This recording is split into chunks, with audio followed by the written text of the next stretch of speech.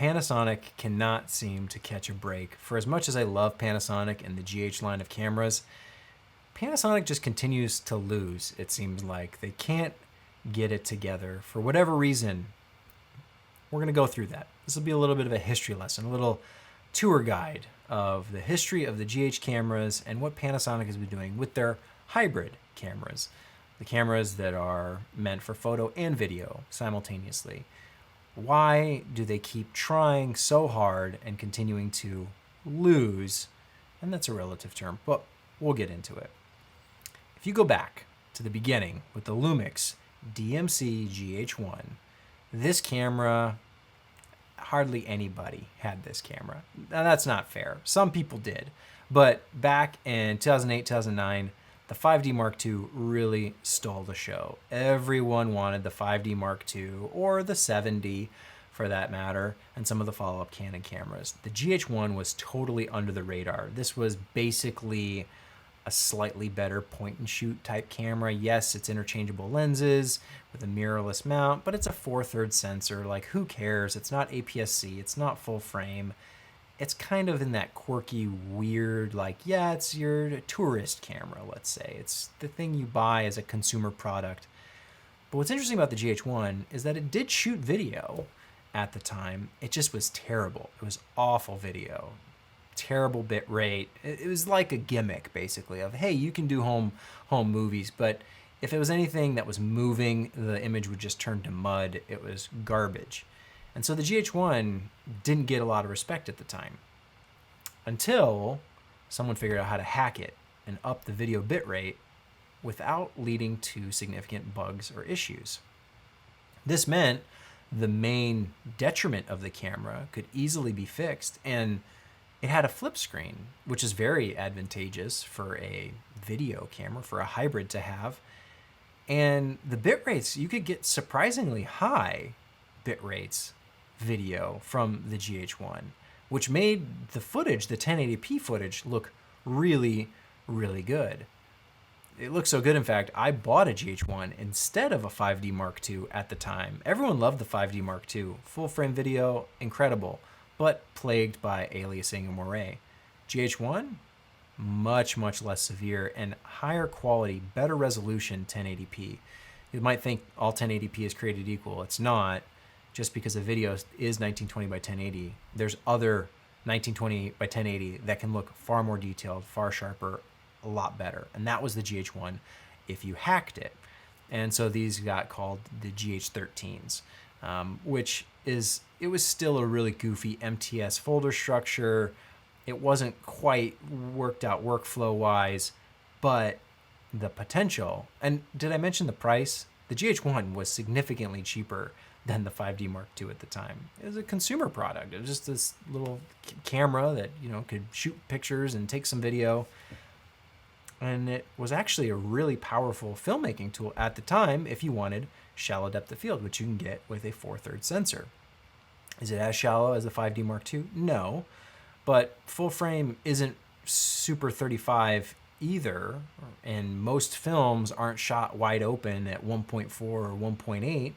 Most films you watch have a deeper depth of field and narrower field of view because they're typically super 35. And so when you look at something like, you know, micro 4/3 with the GH1, it all of a sudden didn't look that compromised in comparison, especially when you consider the resolution. And this is in 2009, so this was just kicking off the whole DSLR video revolution type thing. And the GH1 kind of flew under the radar, but it showed promise, it showed potential.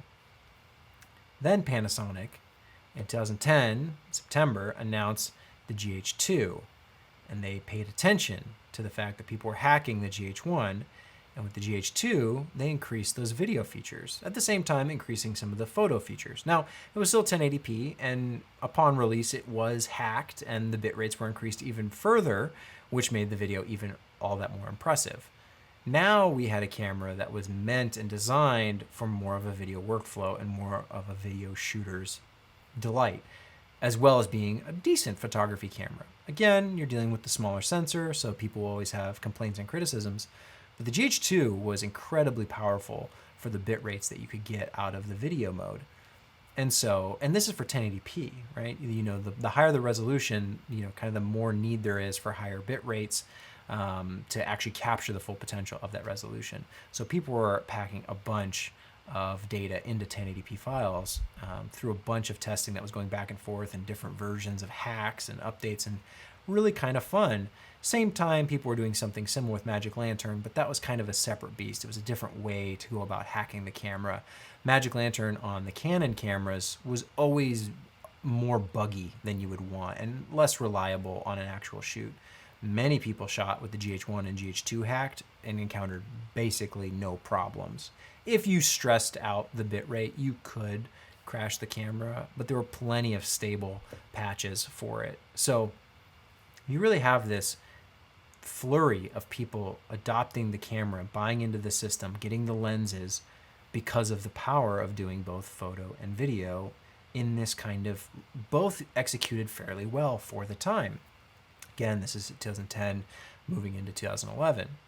Well, of course, the GH3 comes out, or is announced 2 years later, September of 2012. And GH3 is the one misstep I would say Panasonic made along the way in terms of their dedication. They marketed it as a video hybrid camera, but aside from the people who had the GH2 who were hacking it, they kind of already had most of the features that the GH3 provided. There were a few other software, firmware type things that the GH3 provided, but a lot of people who had the GH2 had no need for the better video quality of the GH3 because they were already hacking the GH2 to be on par with it.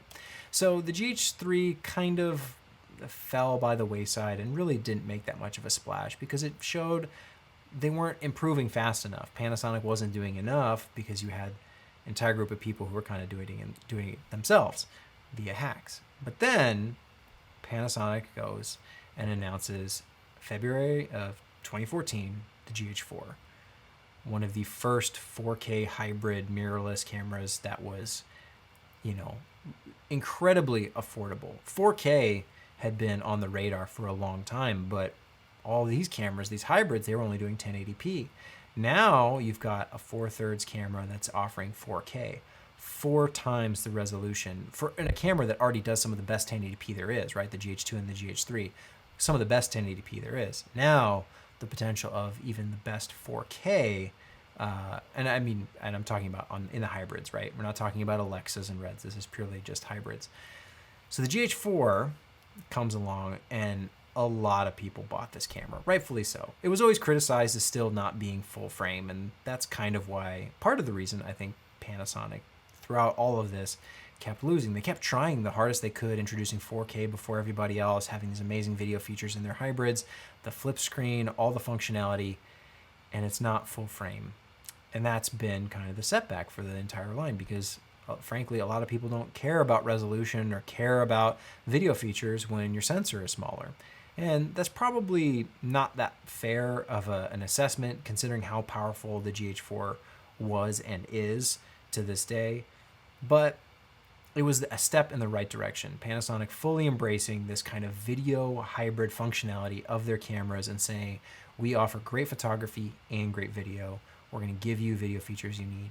And the only setback is the sensor size. Of course, if you know, then announced January of 2017 is the GH5. 4K, 60 frames a second. Now you can do slow-mo 4K, which the GH4 was just, standard 24 or 30. Now at the GH5, you can do 4K 60. Oh, and you can do 1080 120, 1080 180 if you want to take a slight degraded quality 1080p. But you can go up to 180 frames a second in 1080 with the GH5, as well as internal IBIS image stabilization. This was a no-brainer for people who came from the GH4. The GH5 was an obvious and worthy update for the capability of shooting slow-mo 4K and stabilization, some of the best in the industry for a hybrid style camera. Again, though, still the 4/3 sensor. This was inevitably going to be Panasonic's biggest thorn in their side, is the fact that they were making incredible cameras, but the sensor size was just too small for some people. It is a criticism that is probably unwarranted, but it's a criticism nonetheless. So finally, in 2019, they announce the Lumix DC S1H. Well, actually, the S1 came before it, but this is specifically the one that was most focused on video. This is the video hybrid full frame mirrorless camera that Panasonic put out, but came out late 2019, basically 2020. We've gone 12 years since 2008 when you had the 5D Mark II full frame video. Granted, it was 1080p and kind of awful at the time. It was really good at the time, like, don't get me wrong, but in hindsight, the 1080p on the 5D Mark II is nothing all that special. So it's taken Panasonic 12 years to finally implement a full frame video hybrid. That's why they keep losing, because they're just late to the game. They've been doing the right things, the right features. They do get pinged a little bit for autofocus, and that's fair. Their autofocus is not as great as some of the others, but in general, I think they would be far stronger in the marketplace if they had implemented full frame earlier. I wish they'd seen the writing on the wall in some ways, because the S1H, had it come out a couple years ago, instead of being their kind of new entry into full frame video hybrid style shooting, if we were already kind of looking towards the second or third generation of what the S1 series could be, the potential there of fixing things like the autofocus and improving upon it, Panasonic has the best video features in hybrids, hands down, compared to Sony and Canon and Nikon and Olympus for that matter. So should they be losing? I think it's kind of the nature of the beast of investing in 4/3 or micro 4/3 and it just not taking off in the way that people want. People want full frame and beyond. Now you have things like medium format implementing video. This is where things are going. It's what people want. Fewer and fewer people find themselves wanting smaller and smaller sensors for the sake of portability or weight. If you have a camera, a photography camera, it doesn't really matter how big or how heavy it is, because anything and everything is going to be heavier than the phone that's in your pocket. And smartphones, for that matter, have really affected the photography market, just because smartphones do the majority of photography for most people. They don't need an interchangeable lens system regardless of the sensor size. They're fine shooting on their phone. And so when you're looking at buying a camera that can do high quality photo and video, and you look at, do I want 4/3, do I want APS-C, or do I want full frame? Any one of those is much bigger and heavier than your phone, so you're probably going to go with the best one, which most people consider to be full frame. Now, does the S1H have special features? Yes. Is it worthy of recognition? Absolutely. But it's just kind of late to the game, considering Canon has been doing full frame video since the 5D Mark II. Again, not apples to apples. There is a very big difference between a 5D Mark II and the S1H in terms of quality, but in terms of underlying philosophy and principles, a lot of people might look at it at that baseline of just face value, full frame video. Panasonic's finally there, and I'm excited for the future and what it holds, especially with the L mount, as that's embraced by Sigma and Leica. But they have a lot of ground to catch up. People get invested in lenses and in systems, to where if they're buying Sony cameras and Sony comes out with a new camera, they're likely going to stay with that system. Same thing is true of Canon. Same thing is true of Panasonic. If you get people to buy the camera and buy the lenses and buy into the system, they will likely stick with the system moving forward. It's much harder to get people to shift systems. And you have years and years and years to where people haven't been shooting with the Panasonic cameras just because they haven't been full frame. Some of they are the best video features. That's why I've personally shot with the GH cameras. I mean, not my whole career, but a majority of my career over, since the GH1, because they're so video forward and video centric. And the S1H, same thing. But now the other brands are catching up as well. And so Panasonic has a long road ahead of them. They'll probably have to undercut if they want to stay competitive. They'll have to undercut pricing. They'll have to outperform the others. And competition is good, because it leads to things like the S1H and the GH5. And I should have maybe mentioned the GH5S. But some of those offshoots, I don't like to get into the weeds with some of those, because it just makes it a lot more confusing. So I think there's a lot of potential there. I think there's a lot of people who don't value the Panasonic cameras as they should, because they are incredible tools, but they just have the reputation of being the smaller sensor. And I don't think they can fix that anytime soon. Panasonic is going to have to try really, really hard. And the S1H is a step in the right direction. I hope they continue to keep heading in that direction and keep more steps coming sooner rather than later.